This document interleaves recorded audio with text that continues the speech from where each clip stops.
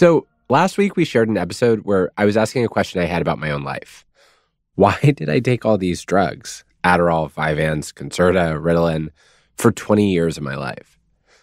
I'd never known the story of how those stimulants were invented and marketed, the story of all the different people who had taken them for different reasons before our modern era, in which now their largest market is kids who struggle in school. When we made the first part of the story, I really only had one listener in mind, a person I knew would never hear it. Myself, in the past. Someone who had a straightforward, mostly unquestioning relationship to stimulants. A bit of a zealot, honestly. I wanted to make a story that, if I had heard it, might have wobbled me out of my certainty. After we published the story, I got a lot of emails. Thoughtful, detailed ones. Stories from people who take these drugs but have mixed feelings and questions about them, as well as stories from people who feel like the drugs have just been miraculous for them. I read every email. I always do. Please keep sending them.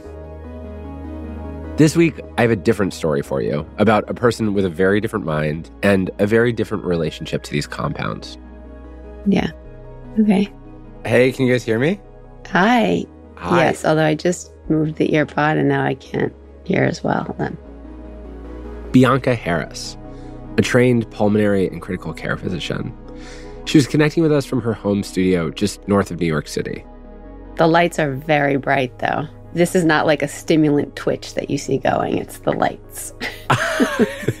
That was not where my assumptions were set. But it's okay if they were. Bianca's been on either Ritalin or Concerta for the last 14 years.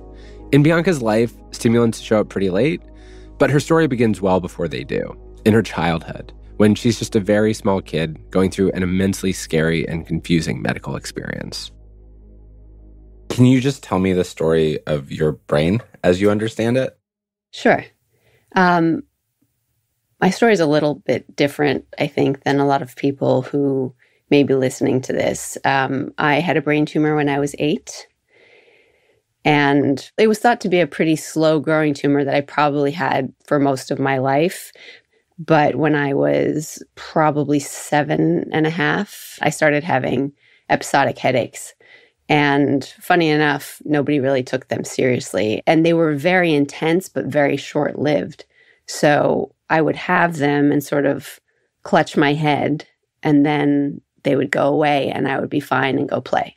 So I don't think I thought that much about it until I remember one day being at our country house and there was, a deer or a family of deer in the backyard.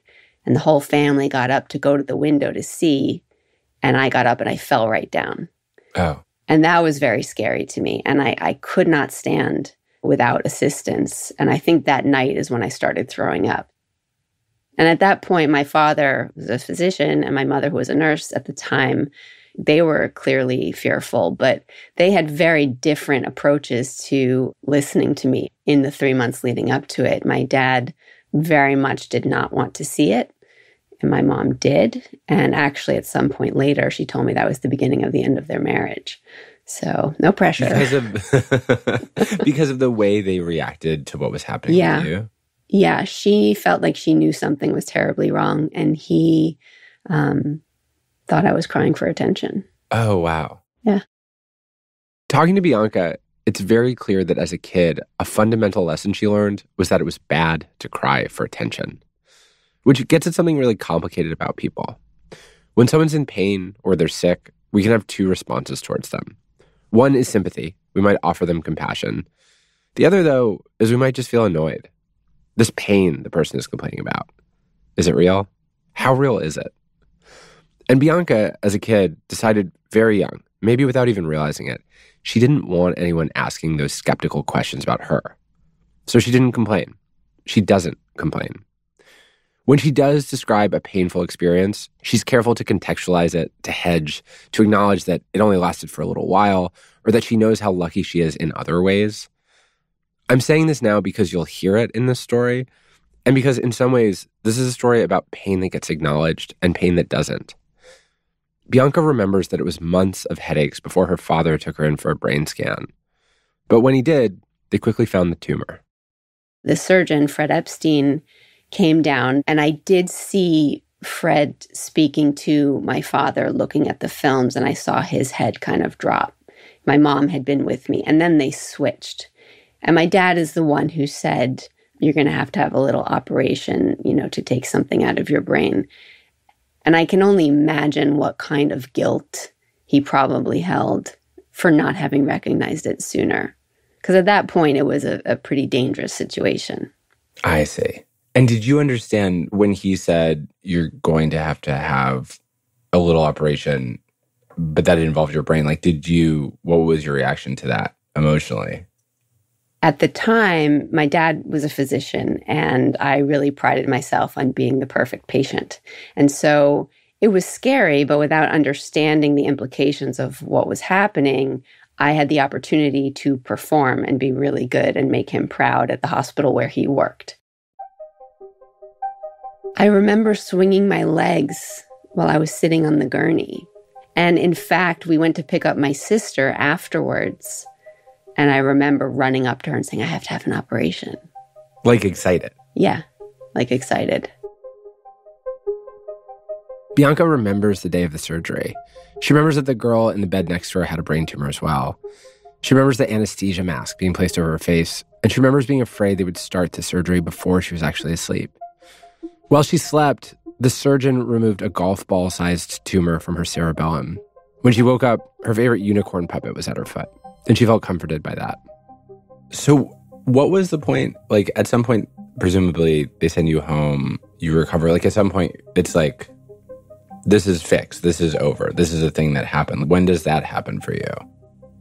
Well, from the beginning, everybody's like, oh, you're better. You're fine. You had this giant Goomba taken out, but no big deal. You're fine. I don't know what they were saying behind my back, but that was pretty much as soon as it was done, you're good to go. You just need to heal. At the time when they removed part of the skull to get in, they didn't replace the bone. They used a wire mesh. And then the bone sort of grew over it. And so the back of my head was a little bit flat. And I guess before my hair fully grew in, I remember being at school and kids making fun of me, which was not awesome, but it's the only time that really happened to me. Was there something they would say, or they would just be like... I think they called me metalhead at one point. God. Which was not so informed, but anyway. You're like, actually, it's a mesh. Yeah. Okay, so like you recover from the surgery, your hair grows back. It feels like a thing that's in your rear view. What's your first perception that like something unusual might be going on for you? I remember picking up the diary of Anne Frank. I had a sister who was 3 years older, and she was reading it, and I think I was probably 10 or 11. And it was very small print, paperback, but I just remember I could not focus on the words. I could only see the sort of spaces between the words come at me. And for the life of me, I just couldn't finish a sentence. And I got very frustrated and I put it down. And as the reading became heavier in middle school and high school, what it took for me to get through something and really understand critically what was being said, that was a disaster for me. At the time of the surgery, doctors believed removing the tumor would not affect Bianca's cognition. Back then, it was thought that the cerebellum only affected fine motor skills, which meant that when Bianca was a kid and she began to suspect that something was wrong with her mind after the surgery, there was no available research to support her growing suspicions. As she passed through grade school and into high school, she had difficulty concentrating. She found herself easily distracted. Most of all, she struggled with reading. She was a slow reader and felt very ashamed of it. And it wasn't just that she read slowly, it was that it was hard for her to both hear the words of the book in her head while simultaneously having her own thoughts about those words. In fact, there was one day in class, I think in my sophomore year, we were reading The Bell Jar, and I was asked to read out loud and comment on it. And, there was a metaphor about peeling an onion. And she asked me to explain that. And I couldn't. I think I literally talked about her making dinner. And I knew that wasn't right, but I couldn't read and think at the same time. And I was anxious, of course. And I remember she really humiliated me. And I know it sounds like I've had some horrible school experiences with that kind of thing. I haven't had that many in terms of being treated inappropriately, but those things do stand out. Grade after grade, Bianca kept slogging through school. It wasn't that teachers or students were constantly making fun of her. It was just that she felt like a phony.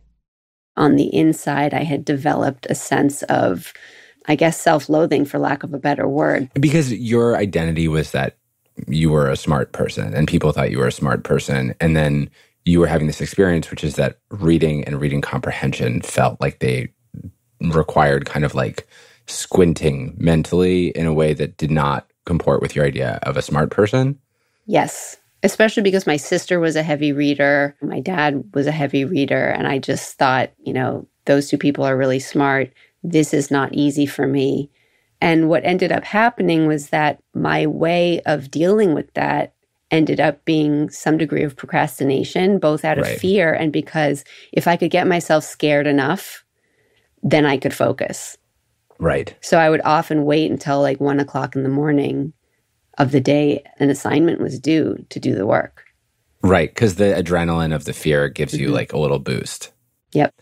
It's funny, like I had a similar, like I didn't have a brain tumor, but I had the feeling of like, it's very confusing to get signals that you might be smart and signals that your brain might not work at the same time. And for me as a kid, it was just sort of like, I would prefer that you guys treat me as dumb rather than you guys sort of treating me as a person who should be capable of doing something that I'm not doing. I would just prefer you guys left me alone. Like, I think there's a lot of cultural discussion about people trying to figure out whether or not they're thin or people trying to figure out whether or not they're pretty. But like, if there'd been a mirror that you could look in at your brain, I think as a kid, I would have just stared at my brain all the time because like, I couldn't figure it out. Figuring it out felt important, but figuring it out felt painful.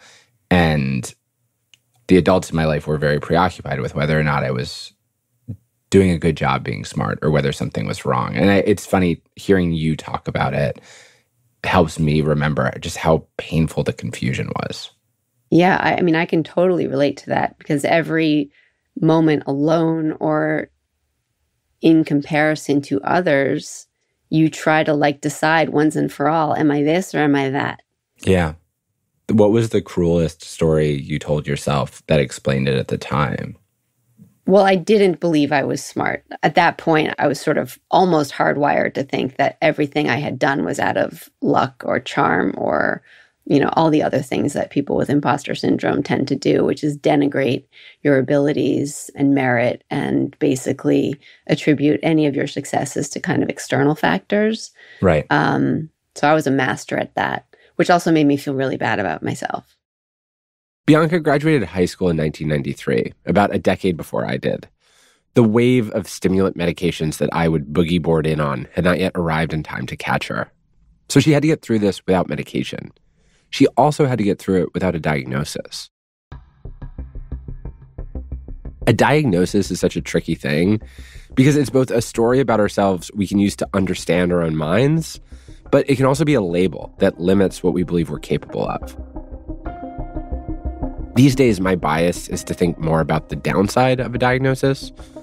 And yet, hearing how much Bianca struggled before she could find a name for what she felt, let alone a prescription to help her, I see how lonely that was, and at times how maddening. And Bianca says it only got worse in college, where she'd sit in the back of the class or skip class because she was convinced that she was the only person there who felt like an imposter. She felt depressed and anxious and undeserving, feelings that persisted even in the classes where she was having some success. And so when something would happen, like you would get a good grade, you were just like, you're a phony, this is fake, this isn't real. I would always have like an hour or two of euphoria that maybe I was wrong about myself. But then the crash would be even worse. And what did I do? I just tried to do harder things. I ended up doing a graduate degree in infectious disease epidemiology in the UK after college. And when I did that overseas, I had such an incredible time and I loved the science, the microbiology and the sort of the science behind the public health and medicine. And I was like, you know what? I'm just going to do this. I'm going to go to med school. I've always wanted to go to med school. Now it's not because I want to be a neurosurgeon to sort of redeem myself from my, travesties at 8 years old, but it's because I'm really interested in something else, infectious diseases and what have you. So when I returned to the States to do my post-bac, I actually had a herniated disc in my neck. And as a result of that, because I really couldn't look down at paper for too long, when I took the MCAT, I got extra time. And when I got extra time, I killed it. It's so funny because it's the kind of allowance that by the time 10 years later when I was going through high school, if you just knew to like wave the yellow flag of like, I think I have ADD, they were like, extra time. But you sort of got there by accident. By accident, yeah. And I did really well in the MCAT, and that changed my life. What do you mean it changed your life? Because at that point, I think I had measured so much of my intelligence and therefore worth on performance on exams. I see. And of course, now I lost my train of thought because I did not take Ritalin today. When was the first time when was the first time you remember hearing about amphetamine? Well, I don't remember paying much attention to it in my psych rotations and things like that. It wasn't one of the more important things to learn about, but it came up for me when I was in residency. And then I reconnected with the therapist that I had in medical school, who, by the way, was apparently seeing everybody in my class, but nobody knew about it. I mean, the anxiety and the stress and all of that is exceptional in medical school. And so I was telling him more about the things that were troubling me. Yeah.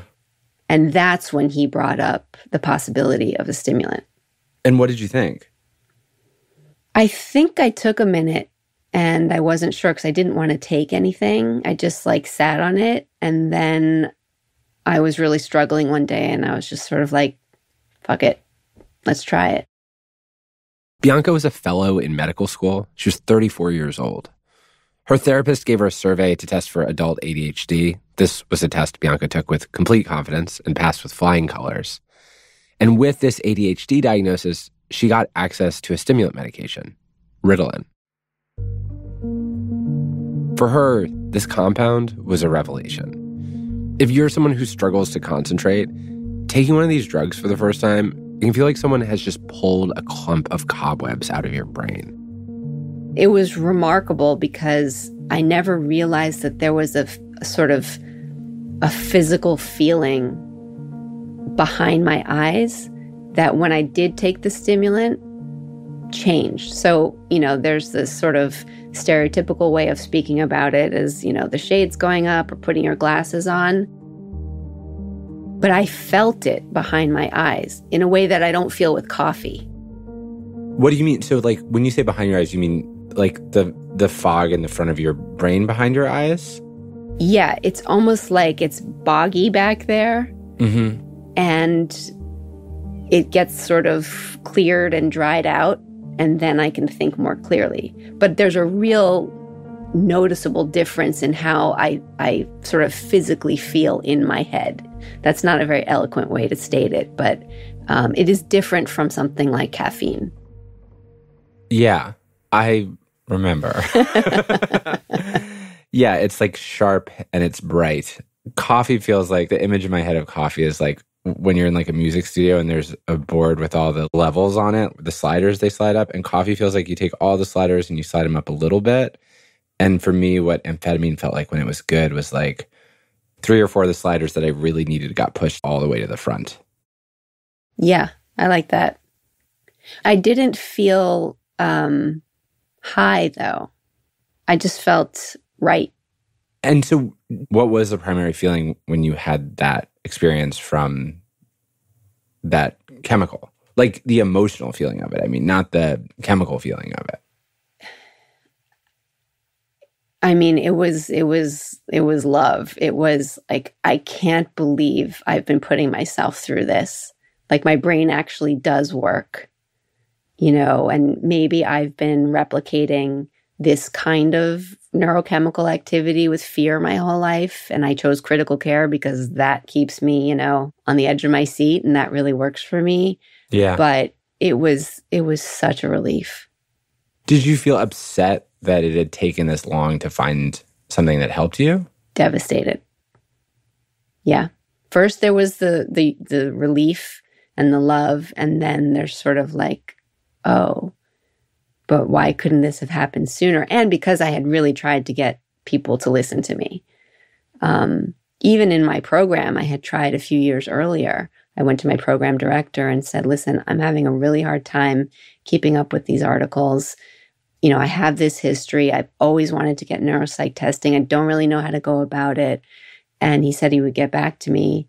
He seemed really, interested, and he never did. And I was too shy and scared to go there. I thought maybe I'm the mistake. Maybe I'm the one who got into this amazing program that shouldn't have. Right. And so if you ask more questions, you might get an answer that you don't like. Yeah, leave well enough alone. I've been dealing with this. Like, who cares if, my health is deteriorating, which it really did later. So I do think they're related. But yeah. Sometime after Bianca finally started taking stimulants, she got a full neuropsychological exam, similar to the one I had as a kid. For Bianca, it was 2 days of intense tests measuring how her brain processes information. It gave her a clear picture, for the first time, of her own mind, this part of her that had confused and bothered her for so long. And it confirmed her suspicion that something was unusual there. The disparity between my IQ and my reading was shocking. And I remember calling my therapist after and being both relieved and really, really upset. Just, he's like, look, you've had the added overlay of confusion because you are smart. And yet there's this other thing that you've led yourself to believe to the contrary, but we have objective evidence now that, like, you're really fucking smart. Yeah. How old were you when you got the neuropsych testing? 34. Oh, wow. Yep.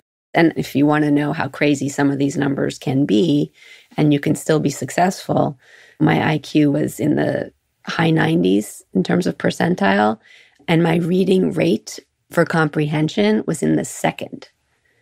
Wow. Yes. Wow.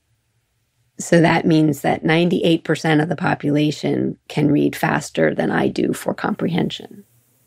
You must have worked so hard. Yeah. I can't imagine what it would be like to have had that information withheld from me until I was 34. Yeah. I mean, in hindsight, it feels like torture.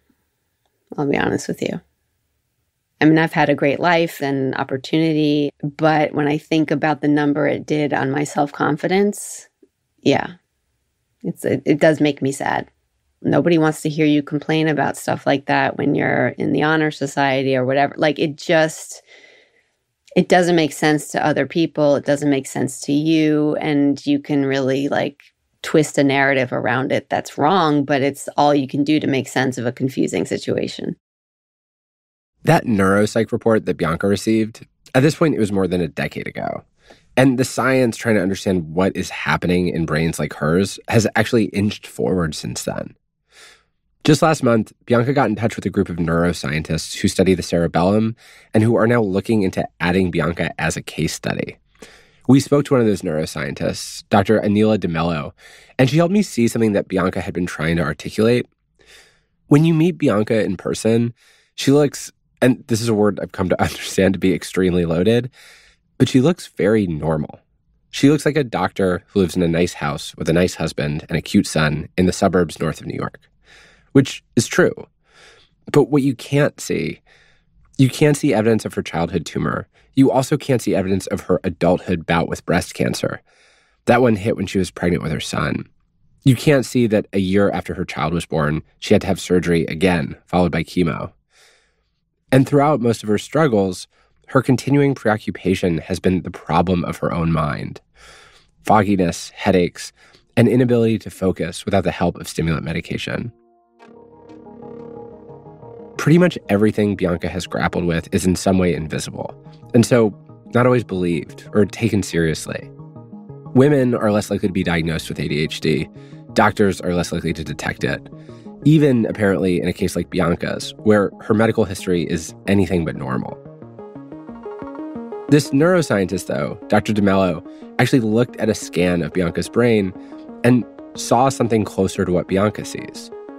Dr. DeMello said what she sees is a large lateralized lesion on one side of the cerebellum, or, as Bianca is apt to put it, a giant hole in her brain. Everyone's always known that the hole was there, but for years no one knew what it meant. Dr. DeMello said in the history of medicine, the cerebellum has been woefully understudied. Remember, for years, scientists thought it only controlled fine motor functions, but now we know there's a connection between the cerebellum and cognition. And we know that an impact to the cerebellum can also affect cognitive functioning, which can inform symptoms that we now associate with disorders like ADHD. It'll take years to really figure out those connections, but it's exciting research. Dr. DeMello says people like Bianca, people with highly unusual brains, are going to be part of how we begin to fit the pieces of the puzzle together. After a short break, Bianca talks about some of the downsides for her of the stimulant medications she feels so grateful for, and she turns the tables on her interviewer.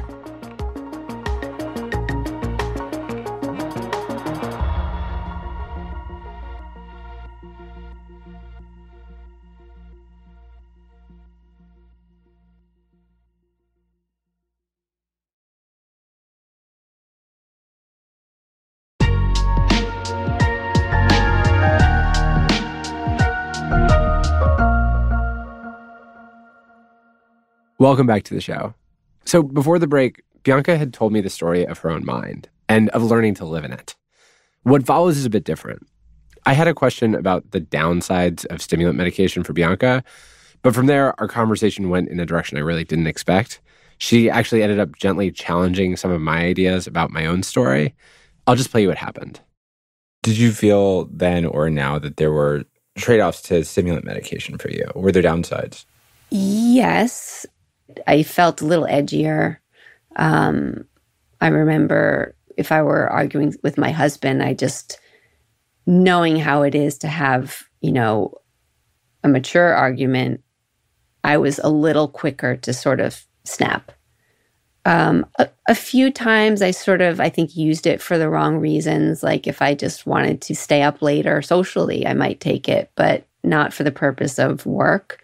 That was a slippery slope, but I never really got into trouble with that. But it is, if you feel good on it, why wouldn't you take it, I guess, is one way to look at it. But I think the biggest negative for me was, as much as it felt like I was more me than I've ever been on the stimulant, then there's that question of what is natural and what is me. And so there were moments when I thought, is this cheating? Is this really me? Is this fair? I would let that get to me because what I valued was sort of natural genius. Right. And I wasn't sure that that counted. So I always found other ways to put myself down as part of it. But I mean, for me, and I know it's not true for everyone, the net was positive and life-changing, right? Also that I was no longer depressed and I did not need to be on medication for that.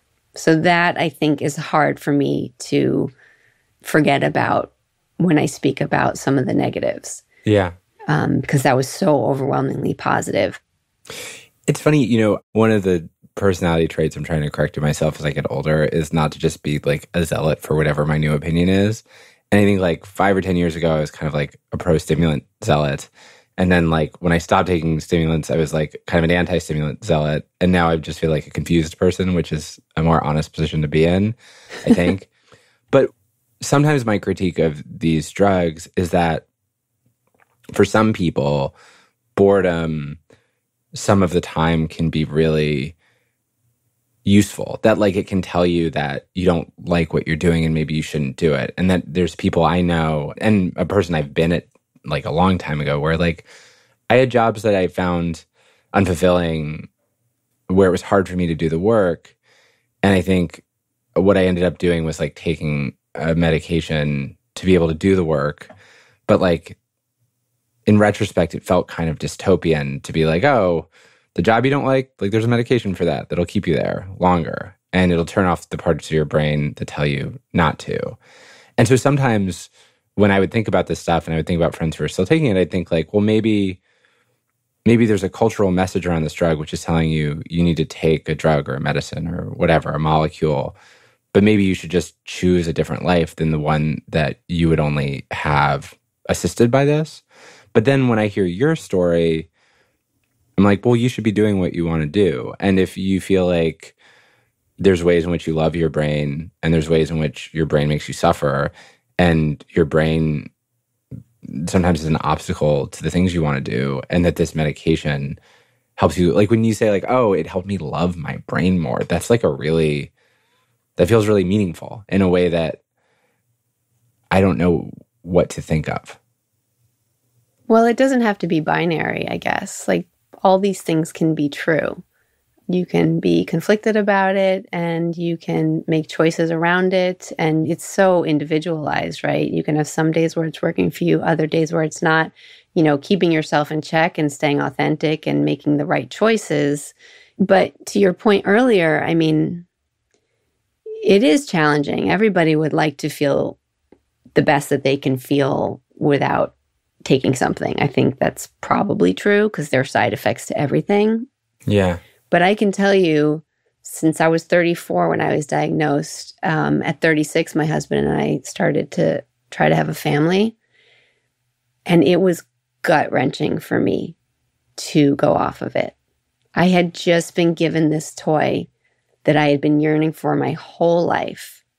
So to have to go off of it, we had to do IVF, unfortunately. I mean, a lot of people do, but it was definitely a struggle. And then to be pregnant off of it and have your brain go to mush in all these other ways, it was a really difficult decision. It's one that I knew I wanted on the other side, but it was one of the more painful things I've gone through. God, that seems really hard. I miss it all the time.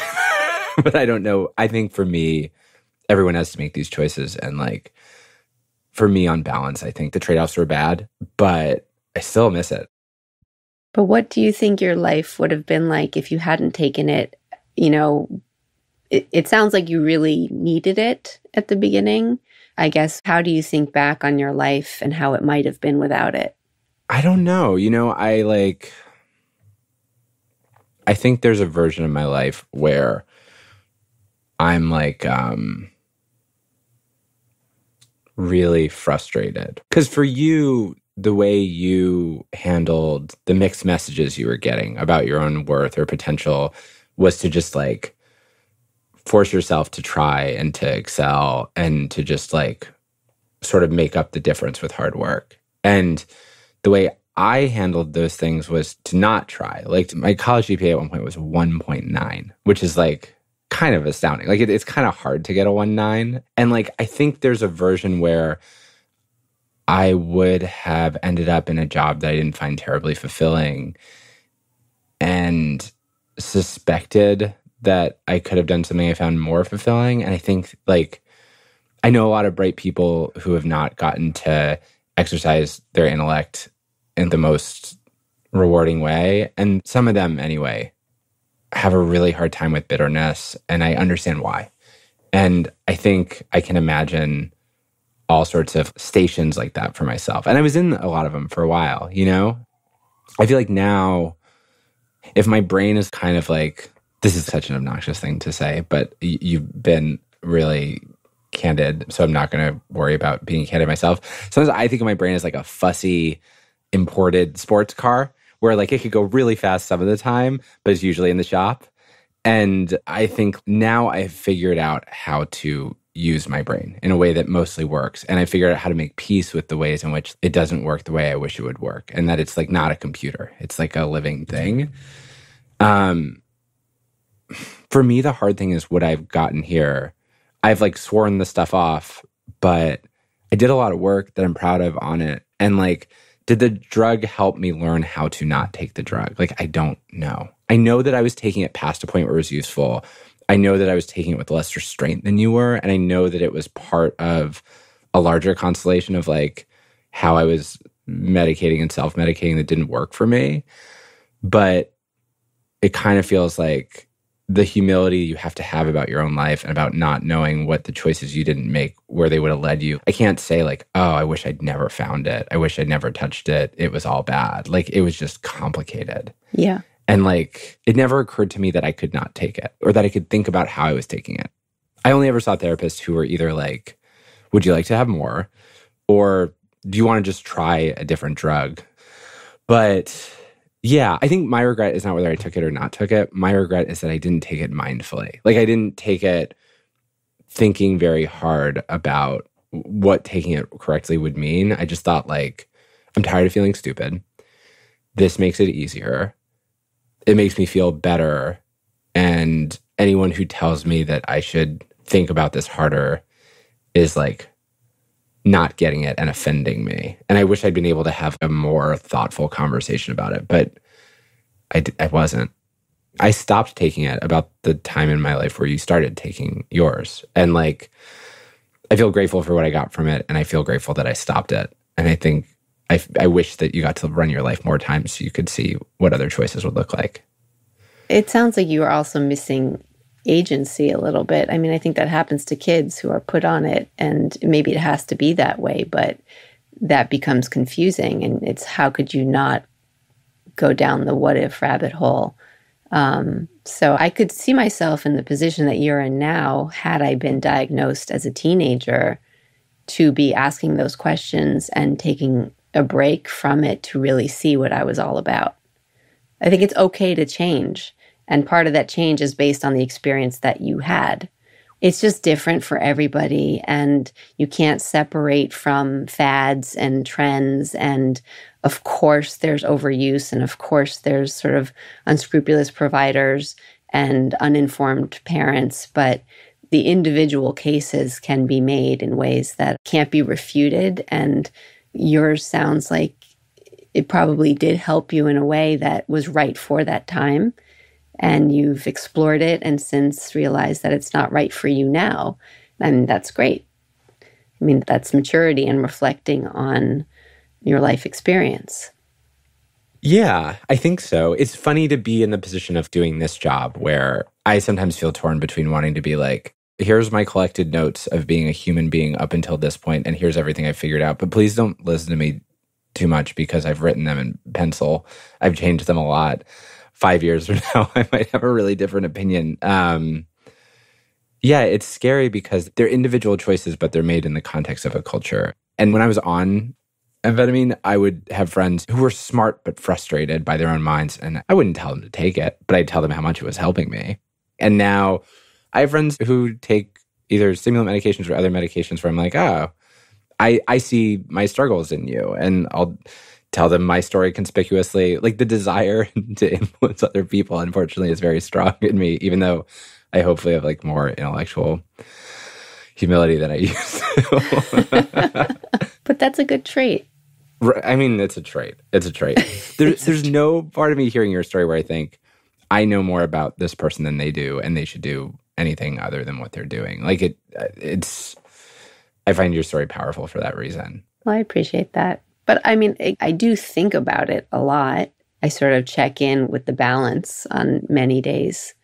And I like taking breaks from it, and I don't use it all the time. But sometimes it bothers me that I need it. The fact of needing it reinforces the fact that something is wrong with me, which is not something that I would let slide if a patient were telling me this. I mean, this only applies to me, that I can still say, but my brain is broken. I don't love that about myself. I don't necessarily see it, even as I did as a kid, as like this incredible thing that I endured. So it's forcing me to sort of look at it and start to be okay with the fact that there's this thread throughout my life of my brain doing its own thing. And I think leaning into it a little bit more is going to serve me better than wishing it weren't so. Dr. Bianca Harris. That was her story. I know there are so many more. You can email us at pjvote85@gmail.com. We read every email. Bianca has taken a break from practicing medicine so that she and her husband can raise their son. She's also working on a book about imposter syndrome, although Is she really the right person to write it? Just kidding. We're very excited to read it. And I want to thank her for her vulnerability in sharing her story. We have a tiny bit more show after some ads.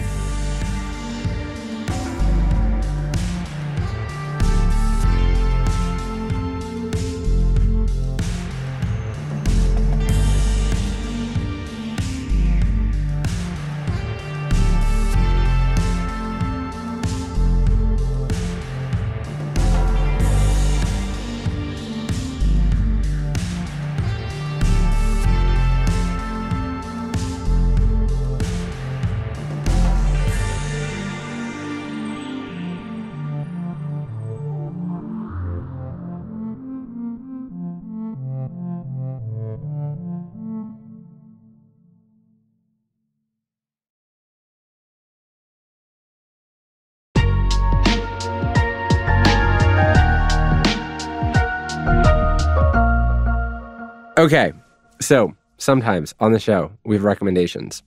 Usually they're from the internet.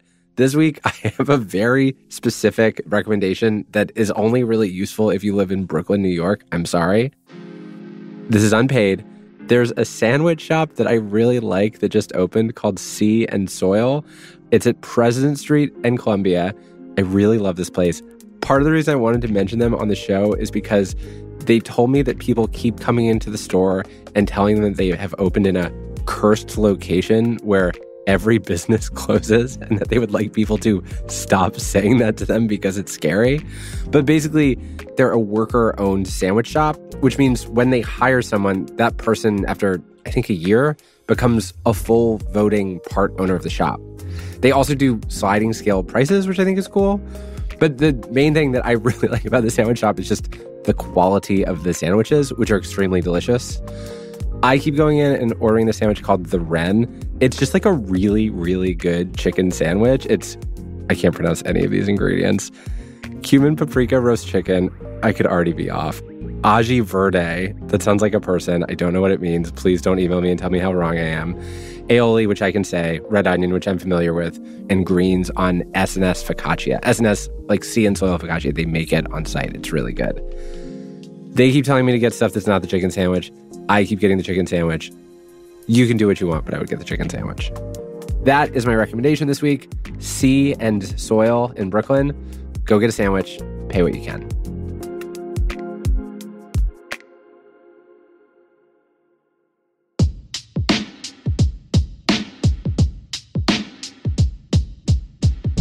Search Engine is a presentation of Odyssey and Jigsaw Productions. It was created by me, PJ Vogt, and Shruti Pinnamaneni, and is produced by Garrett Graham and Noah John. Theme, original composition, and mixing by Armin Bazarian. Fact-checking by Sean Merchant. Special thanks this week to the many people who listened to drafts and gave notes, including Vlad Chidek, Dr. Eli Wilder, Dr. Colin Reef, and Jonah Lair, and Matthew Smith, author of the book Hyperactive. Thanks also to Dr. Anila DeMello, assistant professor at UT Southwestern and UT Dallas, and to Dr. Catherine Studley, associate professor in the Department of Neuroscience at American University. Our executive producers are Jenna Weiss-Berman and Leah Reese-Dennis. Thanks to the team at Jigsaw, Alex Gibney, Rich Perello, and John Schmidt. And to the team at Odyssey, J.D. Crowley, Rob Morandi, Craig Cox, Eric Donnelly, Matt Casey, Maura Curran, Josephina Francis, Kurt Courtney, and Hillary Schaff. Our agent is Oren Rosenbaum at UTA. Our social media is by the team at Public Opinion NYC. I said this last week and some people did it, which is amazing. But if you want to help our show in its first year as we try to figure this out, the easiest thing you can do is to tell other people about it. And if you want to help people find it on the internet, the thing you can do is rate and review us on Apple Podcasts. This is the way the internet works. I didn't design it. You can follow and listen to Search Engine with me, PJ Vogt, now for free on the Odyssey app or wherever you get your podcasts. Thanks for listening. We will be here again next week.